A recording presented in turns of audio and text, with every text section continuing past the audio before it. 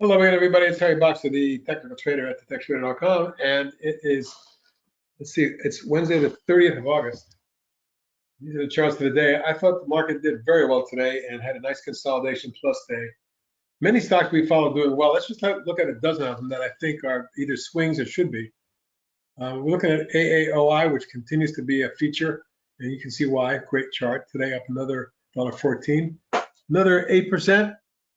Aehr, about 3 million shares traded. It's thinly traded. This could be a $20 stock pretty quickly. Stay tuned. ACHR, loving this one. It was all up a frac today, but I love the way it's formulated. And I love the underlying technicals could be a little bit better. The OBV looks good. And I think this stock is headed towards 10, period. ACMR, another of the hot little junior semiconductor stocks. This one looks ready for prime time. I think it's, now that it's popped out of that wedge, with today's action of $1.05, another 6.5%. We're headed to 19.5, 22, and 25. AEHR continues to respond to the market rallies, and this one snapped right back. From 39, actually 38.85 low just 4 days ago. Today, back up to 50. 51.33 was the high, and now I think we're going to retest the 54 zone thereabout. We get through that, we're looking at low 60s, low 70s, whatever. But it looks like a very powerful long-term chart, and it isn't done yet. AFRM, I still like this pattern. There's a triple top resistance here. It's closed at or just above it today. For me, it's a breakout. Buying 22 million shares, almost 23 million. I'm now looking for a takeout of 22 3/4 and then run up to 27.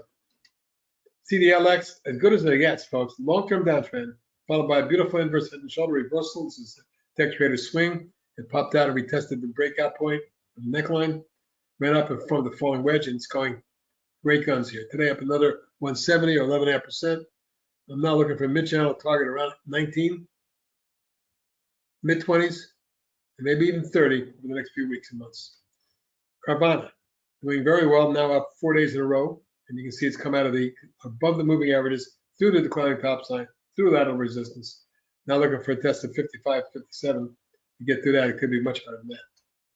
INOD, now up 4 days in a row today, engulfing reversal day. I like to look at this for a move to 17 and 20.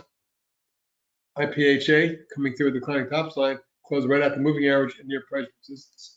Watch this one for a follow through. If I get this one over 305.10 tomorrow, we should test 328.30 and then I'm looking for 3.5 and 4. LYFT Lyft, I like the overall look too. A base, a breakout, a platform. There is a lot of resistance upwards of 12.5 3/4. That's my near-term target, but then I'm looking for a real run to fill the gap, perhaps get up to mid-teens. Palantir also recovered today. We'll close back above the moving averages out of a wedge pattern.